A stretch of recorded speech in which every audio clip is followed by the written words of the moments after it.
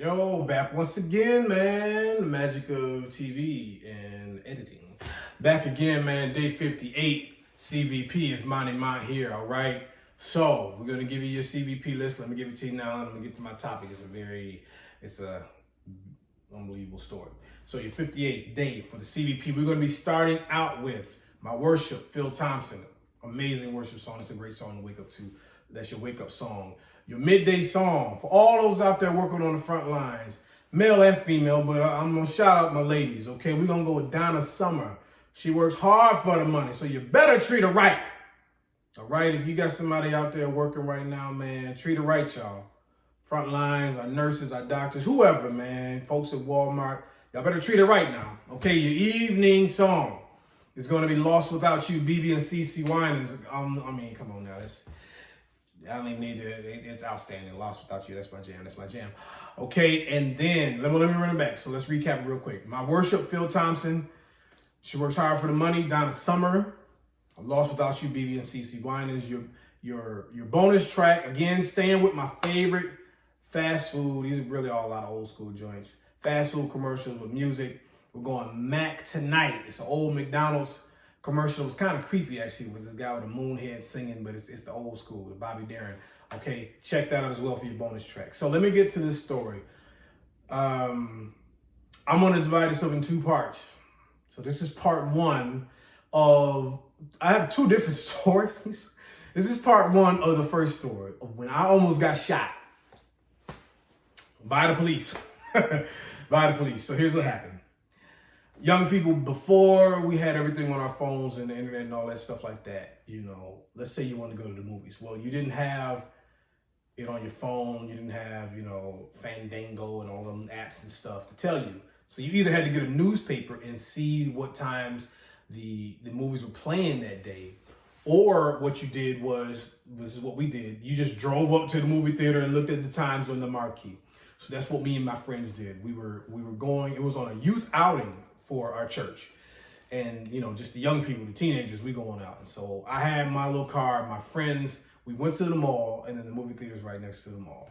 So we pull up to the front of the movie theater, and we're looking at the times, and so we see what times, and I think we called our youth leader and said, we can come see this movie at 6:30, whatever. So the youth leader was bringing the rest of the teenagers, but we were already there waiting. So while we're waiting, I'm parked up front, and we are talking while we're waiting. And so a security guard walked past us, and little did I know, he overheard what we were saying, and he called the police. How do you know he called the police? I'm getting to it. Don't interrupt me. So what happened was this. They get there, the youth leader comes, and he parks, and then they come walking up, and so I see them. So my friends get out of my car. We're just up in front of the curb at the movie theater because, again, we looked to see what time we were, and we never really left the curb. We were just waiting in my car. So they get out, so I go to park, okay? And so when I go to park my car, I pull around, I come around, and then I, get into the aisle, and I make a little right-hand turn into a parking spot.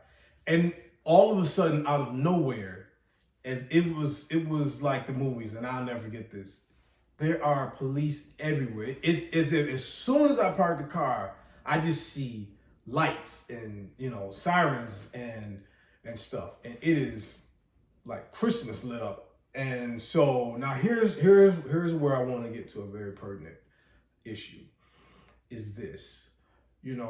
When law enforcement, when they get a call of suspicious activity as they got on us, which I will elaborate on in a minute, they don't know what they're coming to. They have no idea. They just will hear, there's a break-in or there's an assault, you know what I mean? Or there's a robbery or there's something happening like that. So when they get the call and when you see those cop cars speeding by and the sirens and all of that stuff, I mean, they're on 10. They're ready they have the adrenaline's going. They don't know what they're coming into.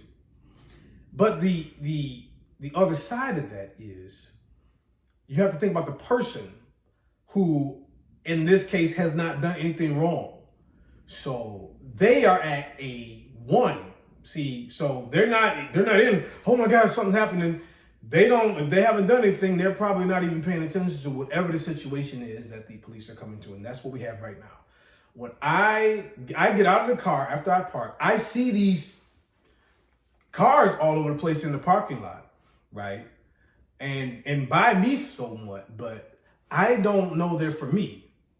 I just think something's happening, like, wow, you know, me, I'm generally just gonna mind my business. So I'm about to make my way to the movie theater, maybe look and see what's going on with me, and I got a movie to catch.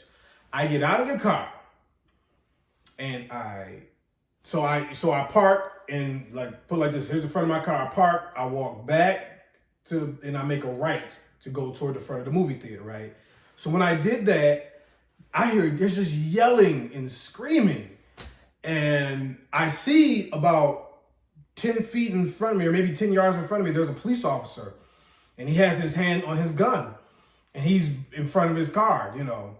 And again, I'm not paying no attention to him. I'm just like, yo, what is something that's happening? And I start walking toward this officer, and I'm just totally out of it. I don't stop moving until I hear my youth leader, who was there all at the curb. My youth leader says my name, and he says, stop moving. Now, I'm gonna leave it right there. Okay? And we're gonna pick up the story from there on tomorrow. You better tune back in to the CVP to find out what else happened, because we ain't done yet, baby. Right now, I'm face to face with the officer. I don't know what's going on, and my youth leader is screaming at me to stop moving. So, pick me up tomorrow. This is MyTSharp Network. You guys know what to do, man. Y'all be blessed. Stay sharp.